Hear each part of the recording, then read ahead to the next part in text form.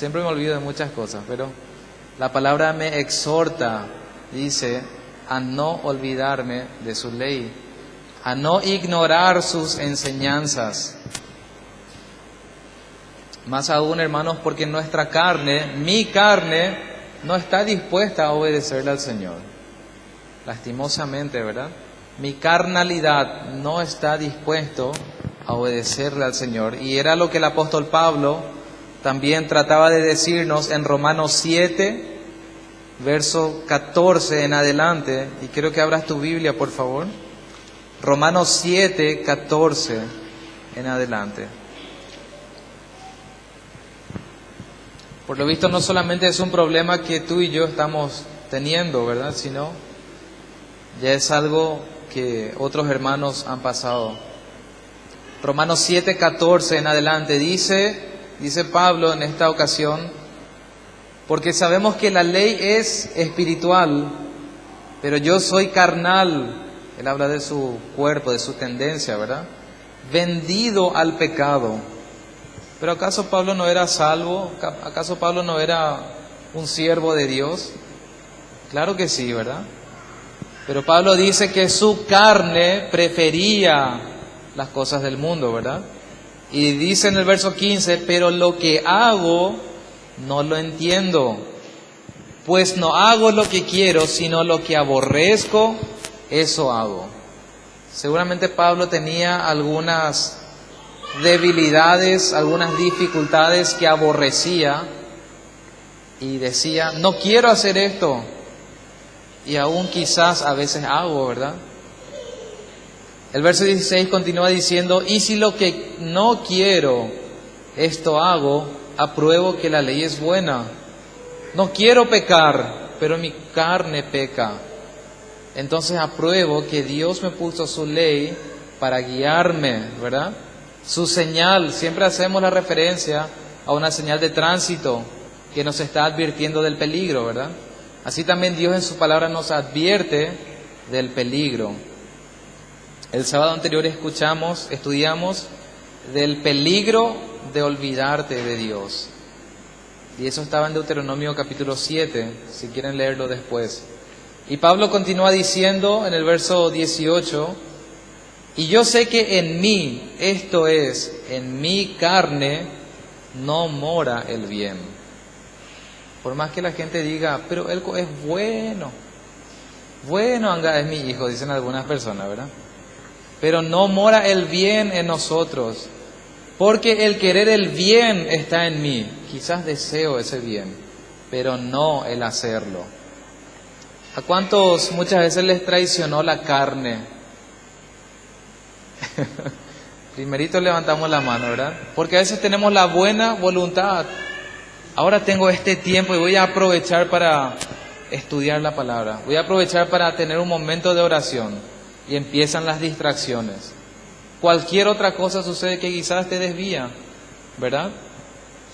Y es ahí cuando nuestra carne se está oponiendo al espíritu para que no hagas el bien que quieres, que tu espíritu quiere hacer, ¿verdad? Y dice el verso 19, porque no hago el bien que quiero, sino el mal que no quiero, eso hago. Y si hago lo que no quiero, parece un trabalengua hasta acá, ¿verdad? Pero hay que leerlo detenidamente. Al final dice, si hago lo que no quiero, ya no lo hago yo, sino el pecado que mora en mí. Pablo está reconociendo que él es una persona renacida. Entonces el pecado que él comete ya no es la nueva criatura la que está pecando, sino la carnalidad que todavía permanece en él. Esa carnalidad que vamos a llevarlo toda la vida, hasta que el Señor nos lleve, ¿verdad? Hasta la tumba. Es una carnalidad con la que tú y yo debemos luchar. Pero lo bueno, hermanos, la esperanza es que a medida que nos acercamos al Señor, es más liviana la batalla. Porque no soy yo el que está batallando ahí contra el pecado. Es el Señor que me da la victoria. Solamente, como dice Santiago, someteos pues a Dios. Resistid al diablo y huirá de vosotros, ¿verdad? Continúa Pablo diciendo, el verso 21. Así que queriendo yo hacer el bien, hallo esta ley, que el mal está en mí. Porque según el hombre interior, según la nueva criatura, me deleito en la ley de Dios. Pero veo otra ley en mis miembros que se rebela contra la ley de mi mente. Le traiciona, ¿verdad? Y que me lleva cautivo a la ley del pecado que está en mis miembros. Miserable de mí, ¿quién me librará de este cuerpo de muerte? Gracias doy a Dios por Jesucristo, Señor nuestro. Así que yo mismo con la mente sirvo a la ley de Dios, mas con la carne a la ley del pecado. No es que Pablo le da el gusto a la carne, ¿verdad? Pero él reconoce que en su cuerpo todavía hay una oposición al Espíritu. Y que la única herramienta para vencer a esa oposición es entregándonos al Señor. Quizás hay mucha gente aquí que son personas piadosas, son personas de buen testimonio, pero que todavía están luchando o acarreando, ¿verdad?, alguna debilidad. Y yo no sé qué puede ser, cada uno conoce, todos somos diferentes, ¿verdad? Puede ser desde un mal carácter y cada uno sabe con qué está lidiando cada día, ¿verdad? Pero hay cosas tan pequeñas que a veces ni cuenta nos damos que son pecados, ¿verdad? Que tenemos que llevarlo a la cruz de Cristo, reconocer que no podemos con nuestra fuerza y entregarle al Señor esa debilidad. Humanamente no estamos dispuestos a seguir al Señor. Es solamente cuando tú y yo nacemos de nuevo que con el nuevo nacimiento deseamos las cosas de Dios. Antes es imposible, ¿verdad? Pero aún así, después de haber nacido de nuevo, la carne se opone otra vez, ¿verdad? No quiere perder la carne, parece. Es por eso que Pablo menciona esta porción de Romanos y dice él, miserable de mí, ¿quién me librará? ¿Hay alguien que me puede librar?, dice Pablo, y luego agradece a Dios, porque es en Cristo Jesús que tenemos realmente la victoria contra el pecado. Esa es la esperanza que tenemos, hermanos, que al partir de esta tierra recibiremos la corona de vida, la cual el Señor ha preparado, ¿verdad?, para todos aquellos que le aman después de haber soportado la prueba. Vamos a ir a Santiago, por favor, capítulo 1, versículo 12.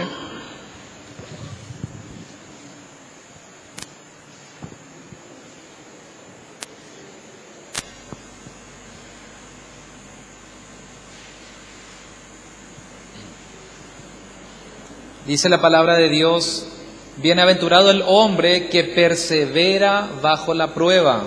Estoy leyendo otra versión. Bienaventurado el hombre que persevera bajo la prueba, que soporta la tentación, ¿verdad?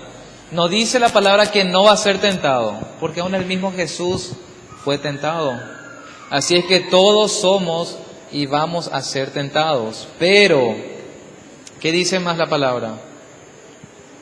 Porque cuando haya resistido la prueba, recibirá la corona de vida que Dios ha prometido a los que le aman. Una vez que ha sido aprobado, este varón, esta mujer, esta persona, dice, recibirá la corona de la vida. O sea que no es que solamente vamos a ser librados de la tentación o de la dificultad o de la prueba. Dios va a permitir que atravesemos esa prueba con un fin. Dice la palabra que el fuego prueba la plata, el oro, la plata, ¿verdad? Son refinados con el fuego. ¿Y qué pasa cuando el oro pasa por el fuego? Se purifica, ¿verdad? Ahora, ¿qué pasa cuando una madera pasa por el fuego? Se quema todo, se termina en cenizas, ¿verdad? Entonces tenemos que cuidar, hermanos, cómo estamos siendo edificados en el Señor. Si somos realmente oro en las manos del Señor, al pasar la prueba, vamos a ser purificados. Pero si todavía somos madera nomás, cuando viene la prueba enseguida vamos a ser consumidos. Enseguida vamos a apartarnos quizás del camino del Señor y no vamos a permanecer. Que Él tenga misericordia de nosotros. Proverbios 3, capítulo 3, versículo 3. Dice, nunca, ¿cuándo? Nunca se aparten de ti la misericordia y la verdad. Átalas a tu cuello, escríbelas en la tabla de tu corazón. Hay un imperativo acá que es, nunca se aparten. ¿Cómo yo puedo hacer para que algo no se aparte de mí? Acá nos da un ejemplo, ¿verdad? Atarlo a tu cuello. Ata fuerte para que no se escape de vos eso, ¿verdad? Y acá en este versículo 3 es como que está repitiendo la fórmula del versículo 1 que decía, no te olvides de mi ley y que tu corazón guarde mis mandamientos. El verso 3 dice que nunca se aparte de ti, y hay otras dos cosas importantes que no deben apartarse de nosotros: la misericordia y la verdad. La misericordia y la verdad. Estas dos palabras se encuentran en varios otros pasajes en las Escrituras y nos muestra el carácter de Dios, exclusivamente el carácter de nuestro Dios. Quiero que vayamos a Éxodo, capítulo 34, versículo 6. Éxodo 34, verso 6. Es importante, hermanos, que conozcamos el principio del libro, porque es aquí donde Dios se da a conocer, es aquí donde Él se muestra quién es Él.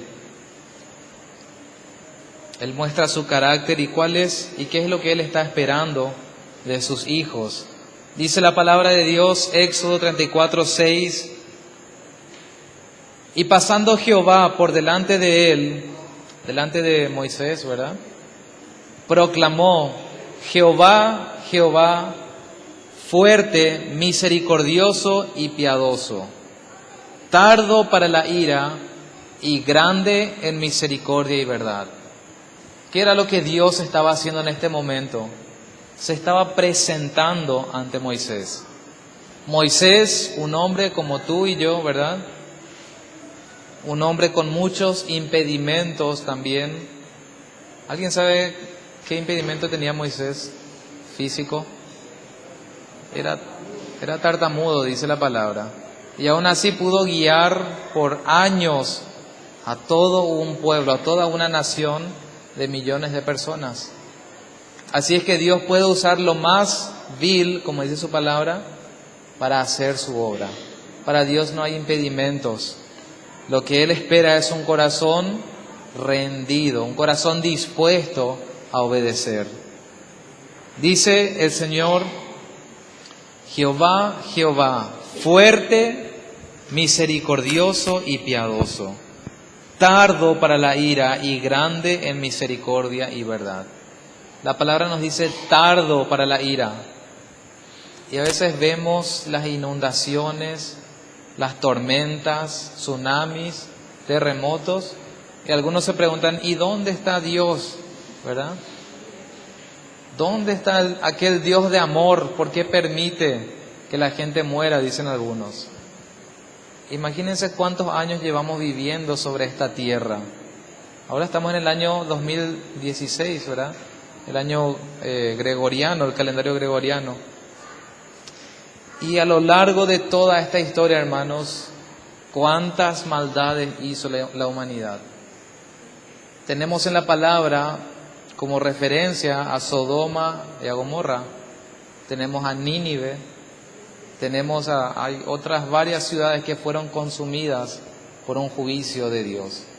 Si bien Nínive tuvo su oportunidad, se arrepintieron por un tiempo, pero después volvieron otra vez. Y Dios, a pesar de que Él es lento para la ira, tuvo que demostrar en ese momento su justicia, su juicio.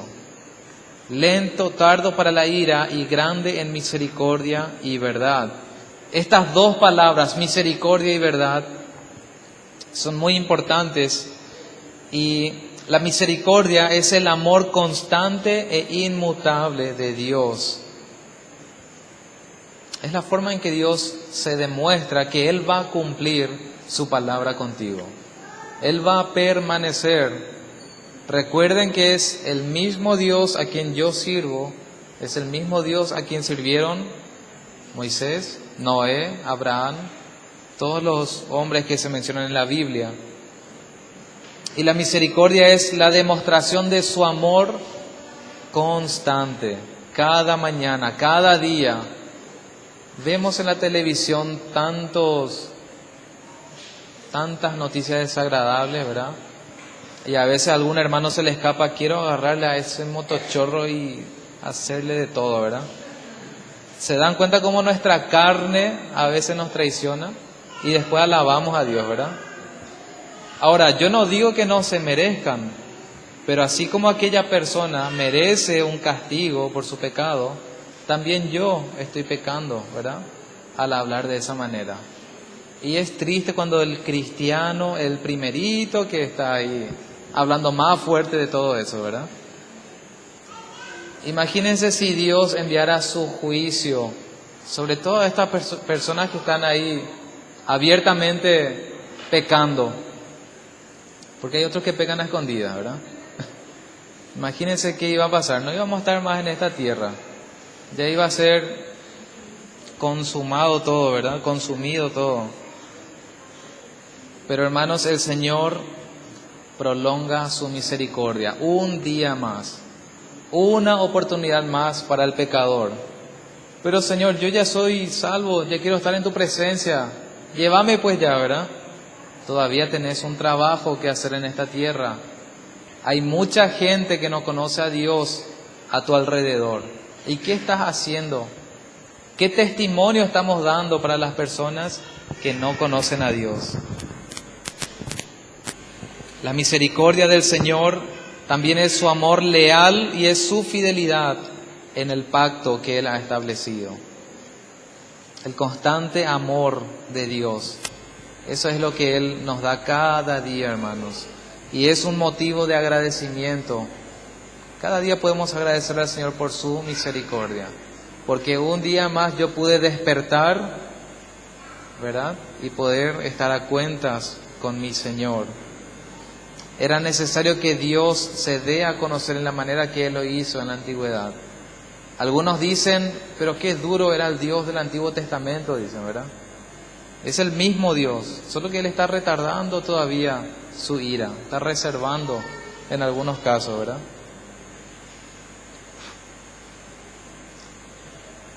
El Señor mostró su juicio, su poder, su ira, para que tú y yo hoy podamos leer y aprender a temerle a Él. En Deuteronomio 7, si después quieren leer, está demostrado cómo el Señor habla a su pueblo y cómo Él se demuestra, cómo Él se muestra quién realmente es. Quiero que vayamos a Oseas, capítulo 4, verso 1.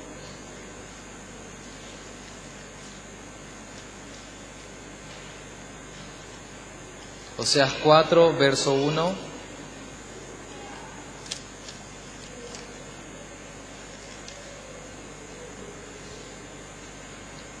Hay un título que tiene ese párrafo. ¿Alguien quiere leerme qué dice? Controversia de Jehová con Israel. Una controversia hubo ahí, ¿verdad? Vamos a ver qué dice el Señor en este pasaje. Oíd palabra de Jehová, hijos de Israel, porque Jehová contiende con los moradores de la tierra, porque no hay verdad ni misericordia. ¿Y qué dice al lado? Ni conocimiento de Dios en la tierra. Si en los tiempos de Oseas, hermanos, no había verdad, misericordia, ni conocimiento de Dios, imagínense cómo estamos hoy. Más avanzados supuestamente, ¿verdad? En tecnología, en ciencia, en conocimiento, pero más alejados de Dios. Yo sé que la tecnología nos ayuda bastante, son herramientas que ayudan, pero también destruyen, ¿verdad? Ahora yo no les voy a decir que todos tiren sus celulares, pero sí que pidamos al Señor sabiduría para poder utilizar las herramientas que Él puso a nuestra disposición para poder hacer la voluntad de Dios. En la época de los primeros cristianos, ellos tenían que viajar kilómetros, viaje de días, meses quizás, ¿verdad?, para llevar la palabra. Y mientras en el camino ellos estaban siendo perseguidos, no era nada fácil, no era nada cómodo, ¿verdad? A veces leemos que Pablo hizo su tercer viaje, ¿verdad? Y ahora nos imaginamos que es un viaje rapidito, ¿verdad? Pero le llevó muchísimo tiempo, muchos padecimientos, con el fin de dar la palabra de Dios. Y tú y yo tenemos la posibilidad de enviar un texto y 3.000 personas leyeron, ¿verdad? Y de esos 10 le dieron me gusta, ¿verdad? Y es una forma sencilla de enviar la palabra. Y a veces cualquier otra cosa hacemos, ¿verdad? Pero es importante, hermanos, que comprendamos que ya no hay tiempo. Es tiempo de que la iglesia trabaje sin descansar. La iglesia, no hablo de casa de oración solamente, ¿verdad? Estoy hablando de tú y yo. La iglesia somos vos y yo, ¿verdad? Individualmente. A veces decimos, la iglesia tiene que trabajar y esperamos. No trabaja la iglesia, decimos, ¿verdad? O dejamos que algunos hermanos trabajen, ¿verdad? Pero si entendemos que yo soy la iglesia, entonces voy a entender que la exhortación es para mí. Y debo trabajar, debo advertir que el tiempo está cerca, que el tiempo prácticamente ya se ha terminado, los tiempos finales, ¿verdad? Y que todos deben conocer a Dios, que ya no hay tiempo que perder. De repente, si hay un accidente y vos pasás por ahí y miraste y te fuiste y después te atrapa la policía, ¿qué puede hacer la policía? ¿Te puede imputar por qué motivo? No le auxiliaste, omisión de auxilio, ¿verdad? Imagínense que Dios nos impute por omisión de auxilio. Tanta gente necesitada que está ahí necesitando oír la palabra de Dios. Hay una persona decía, cada vez que una persona que no conoce a Dios está a tu lado, esa persona está lo más cercano de su salvación, ¿verdad? Porque se supone que vos podés hablarle, darle la palabra y Dios puede traer la salvación a su vida. Pero tenemos que comprender de que ya no hay tiempo que perder. Dar la palabra de Dios y Él se va a encargar de hacer la obra. Quiero que vayamos al Evangelio de Marcos, por favor, capítulo 1, verso 14. Acá nos presenta cuando Jesús inicia su ministerio.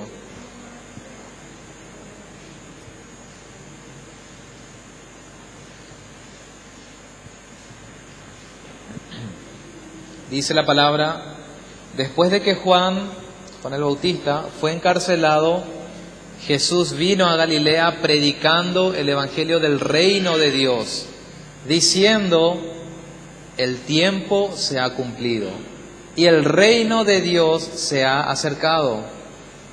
Arrepentíos y creed en el Evangelio. Jesús nos lo estaba diciendo, tengo 10 pasos para una vida exitosa, ¿verdad? Él no le estaba diciendo, quiero que todos prosperen. No le estaba diciendo, quiero que todos ustedes tengan el mejor camello del año, ¿verdad? Sino Él estaba diciendo, ya no hay tiempo. Él le decía, el reino se ha acercado, porque Él ya había llegado, ¿verdad? El Mesías, el Salvador. El tiempo se ha cumplido. La profecía sobre el Salvador ya se había cumplido, ¿verdad? Así que arrepentíos y creed en el Evangelio. La palabra arrepentíos que Jesús estaba utilizando posiblemente era la palabra hebrea teshuvah, que significa volver al Padre. Es como lavar tus vestiduras, lo que hacían los levitas, para poder entrar en la presencia del Señor. Y siempre decimos lo mismo que hizo el hijo pródigo, ¿verdad? Volvió en sí y dijo: en la casa de mi padre hay mucha gente trabajando que vive mejor que yo, ¿verdad? Y yo acá revolcándome en el lodo. Volver al Señor. Él tomó una decisión de levantarse y volver a su Padre, ¿verdad? Es la palabra de Dios cuando llega a tu vida que vos podés reconocer que estás en el lodo, que te estás alimentando de la comida del cerdo, empavonado ahí, ¿verdad? Y podés comprender que realmente hay un Padre amoroso que está esperando. Y es esa palabra de Dios lo que te hace volver en sí, volver en vos, ¿verdad? Comprender para poder ir a los brazos de nuestro Padre. En Hechos 3, versículo 19,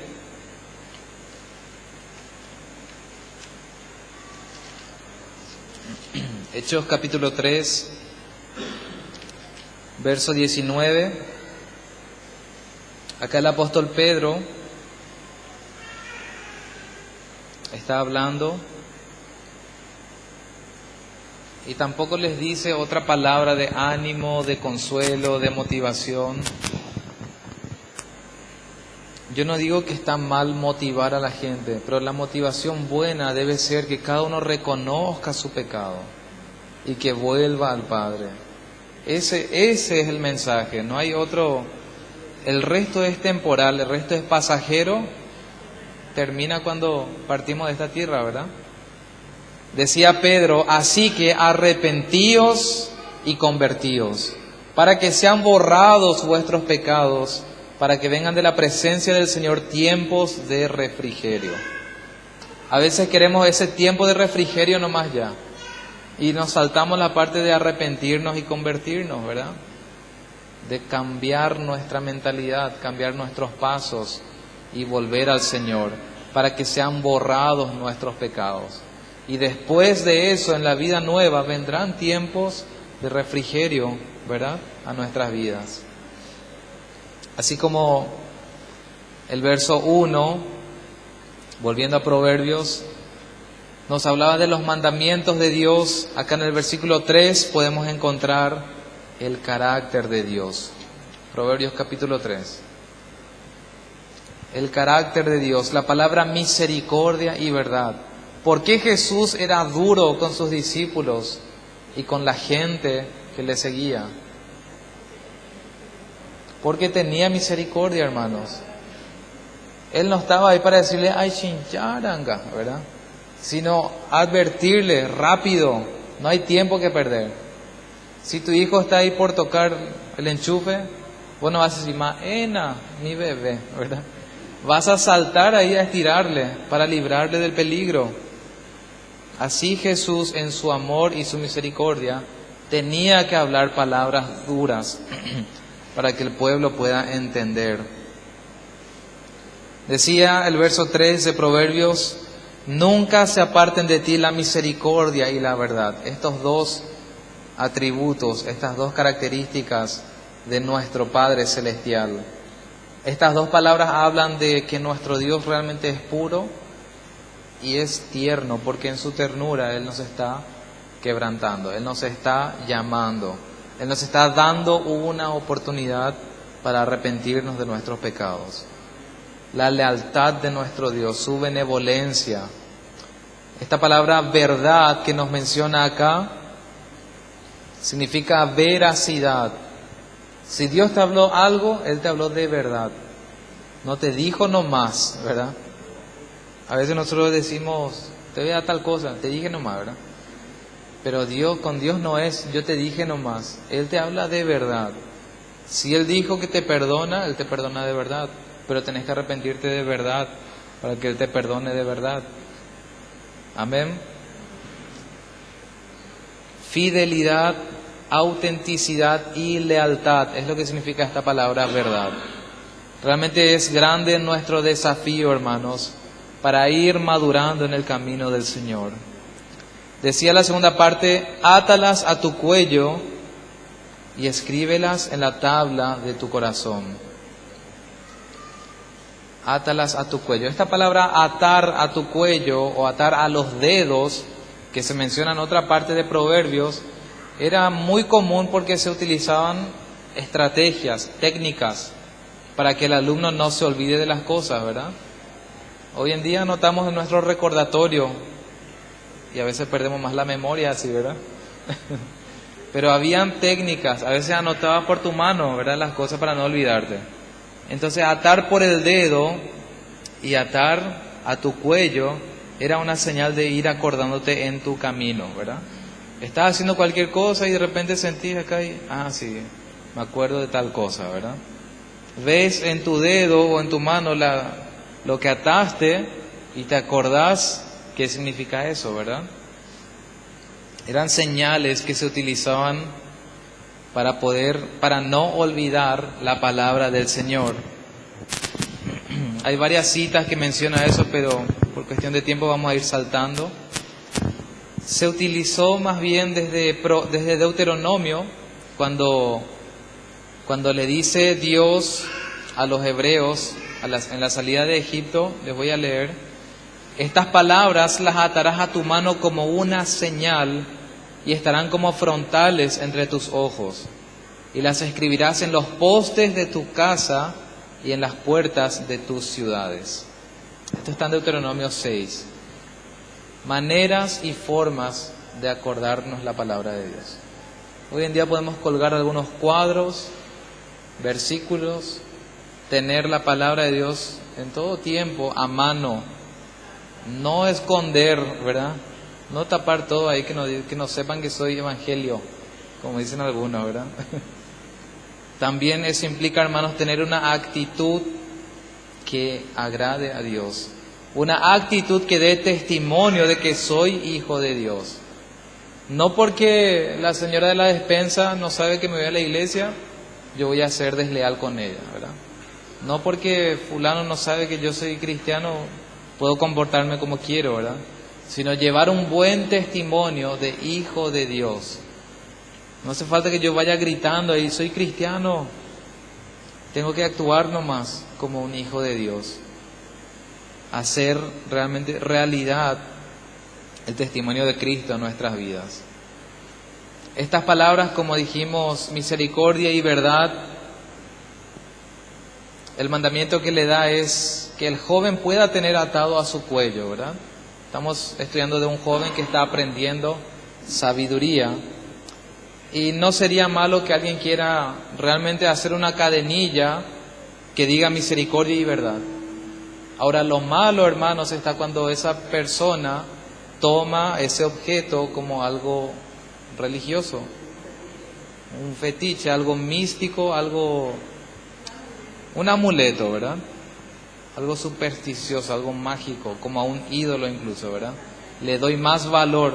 No traje lo justo en mi cadenita de misericordia de verdad y me porté mal, ¿verdad?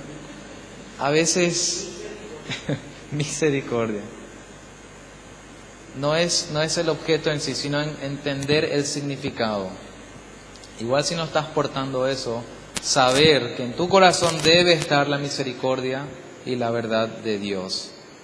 La última frase del verso 3 nos dice: escríbelas en la tabla de tu corazón. Y hace referencia a escribir de vuelta las características de esta palabra, ¿verdad? Misericordia y verdad. En las tablas del corazón, en lo más profundo de tu ser. Del corazón mana la vida, ¿verdad? Hay otro verso que dice: de la abundancia del corazón. ¿Y qué pasa si yo no tengo grabada o escrita la palabra de Dios en mi corazón? ¿Qué es lo que voy a hablar? Lo que abunda. A veces se escapa una palabrota. ¿Y por qué se escapó esa palabrota del corazón? Porque abunda, ¿verdad? Yo no puedo decir, se me escapó nomás, ¿verdad? Por lo visto abunda, por eso salió de mi boca. También para ir cuidando nuestro testimonio, ¿verdad?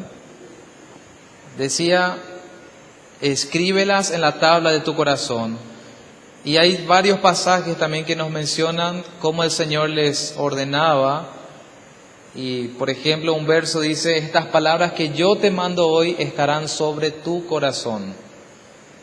Salmos 37, 31 dice: la ley de su Dios está en su corazón, por tanto sus pies no resbalarán. Si tenemos la palabra de Dios en nuestro corazón, la palabra, va a ser nuestra guía. Dice, les voy a leer Isaías 51, 7: oídme los que conocéis justicia, pueblo en cuyo corazón está mi ley, no temáis afrenta de hombre, ni desmayéis por sus ultrajes. Le habla al pueblo que tiene su ley en el corazón, ¿verdad? Es importante, hermanos, que tengamos la palabra de Dios en nuestro corazón. ¿Cómo voy a actuar ante una situación? Ante cualquier situación, ¿verdad?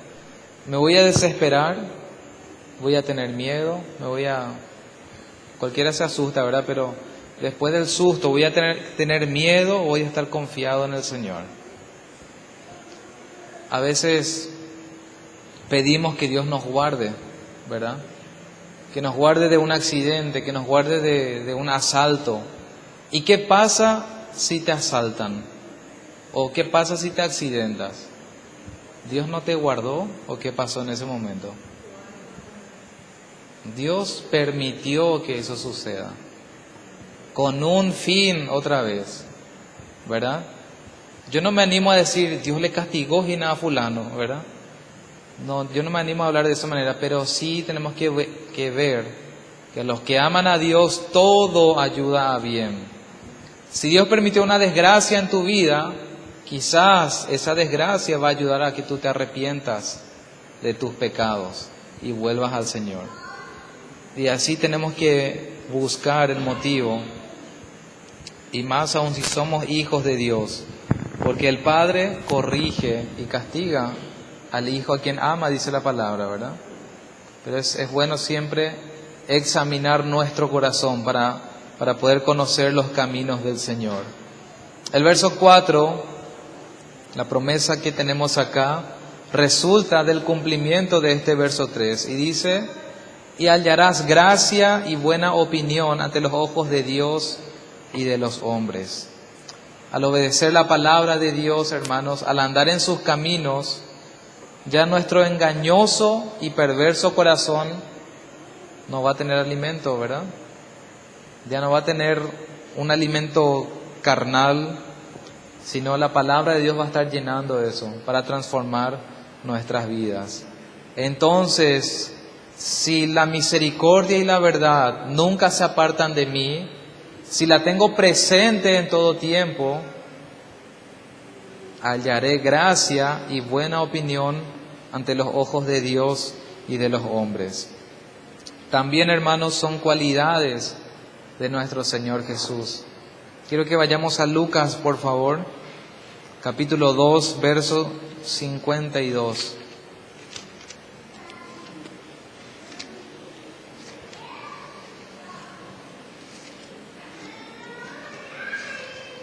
Lucas 2, 52.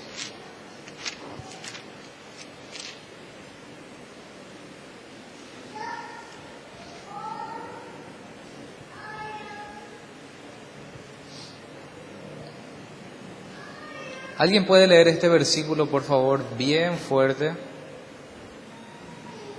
Y Jesús crecía en sabiduría, en estatura y en gracia para con Dios y los hombres. Amén. Gracias, hermano. Jesús crecía, pero no solamente en estatura, ¿verdad? Sino en gracia para con Dios y los hombres. Está bien, queremos agradar a Dios, ¿verdad? Y a veces decimos, ¿qué me importa lo que diga fulano? Tal, yo a Dios le quiero agradar, ¿verdad? No es tampoco esa la actitud que debemos tener. Porque si estamos buscando agradar a Dios, también la palabra nos dice, en cuanto dependa de ti, debes estar en paz con todos, ¿verdad? Eso está en Romanos 12. Entonces, crecer en estatura, crecer en sabiduría y en gracia para con Dios y los hombres. gracia para con Dios, ¿verdad? Y el buen testimonio ante los demás. Buscar el favor de Dios debe ser nuestra máxima prioridad, hermanos, y conservar un buen testimonio ante los hermanos. Y aún así, puede ser que yo no me esté dando cuenta de un pecado que tengo. Y todo el mundo ya se dio cuenta, ¿verdad? ¿Qué van a hacer si yo tengo algo en mi cara y nadie me está diciendo? Y se ríen nomás de mí ahí, ¿verdad? Yo no sé lo que tengo, pero todos ustedes están riendo, ¿verdad? Es bueno que alguien pueda tener la sabiduría y hablar. Hermanos, yo veo que esto está mal en tu vida. Yo veo que esto, y conforme a la palabra, ¿verdad? La exhortación. Ahora mi actitud no debe ser la de, ¿y vos quién sos para decirme eso? Sino recibir la exhortación con mansedumbre, ¿verdad? Porque viene de Dios. Todos debemos estar preparados para recibir la palabra de Dios, para ser exhortados. No importa quién te exhorte, debes recibir la corrección. Segunda de Corintios 8, verso 21, dice la palabra de Dios en la segunda parte.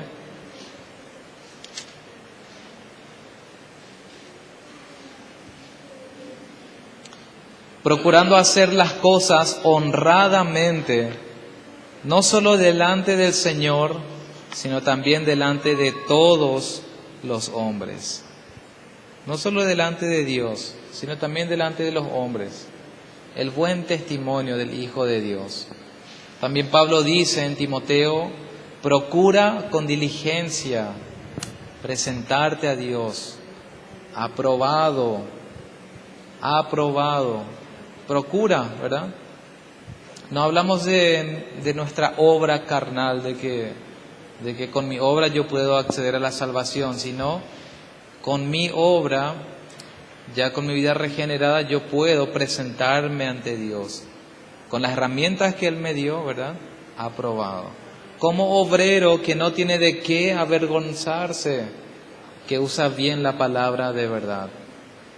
Y para eso, hermanos, es importante que cada día el Señor nos examine, que Él pueda ver nuestro corazón y que Él pueda limpiarnos.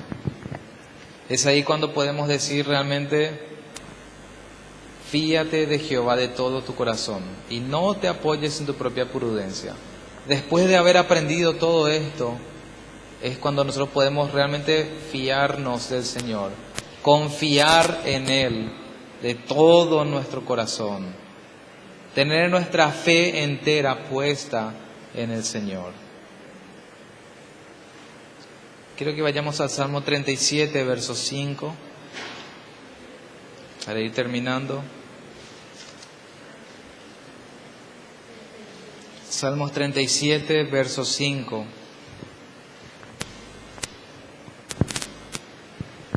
Dice el Señor en su palabra, encomienda a Jehová tu camino y confía en Él y Él hará. Yo sé que muchos tienen dificultades, yo principalmente, ¿verdad?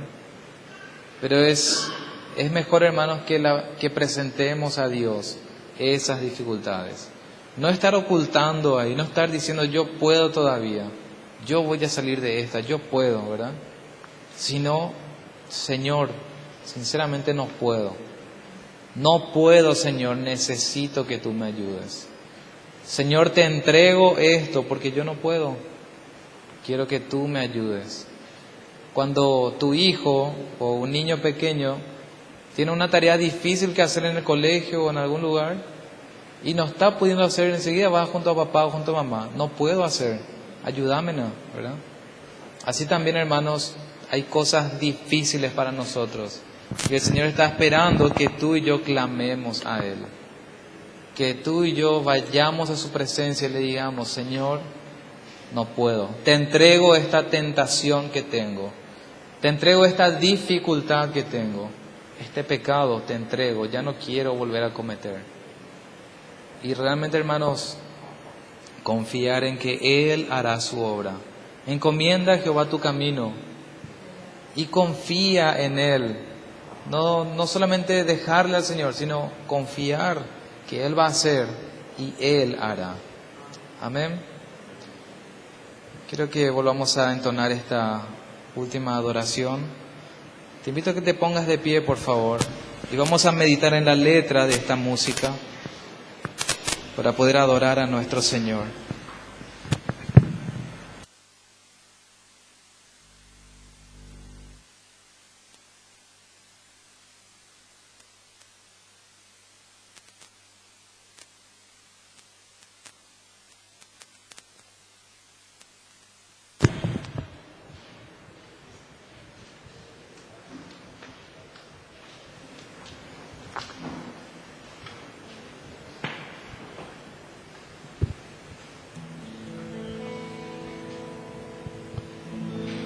Es la sangre de Cristo, hermanos, la que tiene el poder para perdonar nuestros pecados, para limpiarnos de toda maldad, y todavía hay tiempo.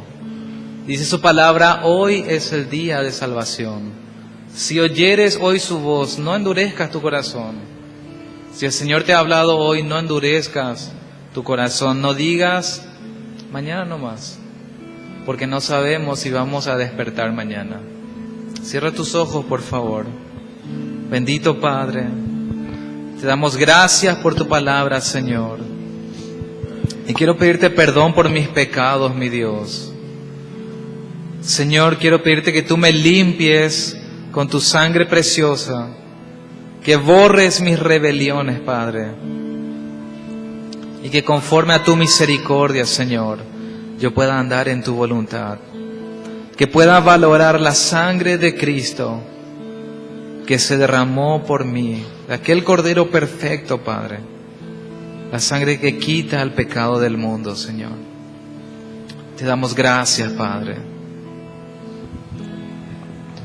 El misterio de la cruz no puedo comprender. La angustia que llegó a sufrir, el perfecto Dios su Hijo entregó. La copa amarga Él bebió por mí. Tu sangre mi maldad lavó. Gracias, Cristo, fue satisfecha la ira de Dios. Gracias, Cristo, tu enemigo fui. Y hoy me siento a tu mesa. Gracias, Cristo.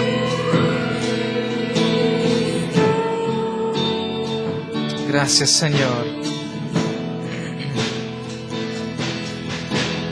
Por tu sacrificio me acercas a ti. Quitaste toda enemistad. Tu gloriosa gracia derramaste en mí. Tu misericordia es sin igual.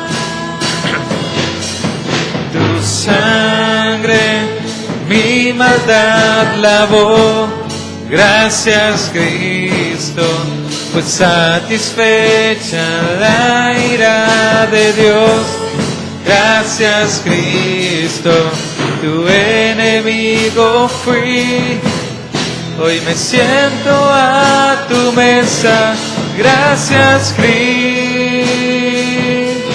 Cristo. Tu sangre mi maldad lavó. Gracias, Cristo, fue satisfecha la ira de Dios. Gracias, Cristo, tu enemigo fui. Hoy me siento a tu mesa. Gracias, Cristo.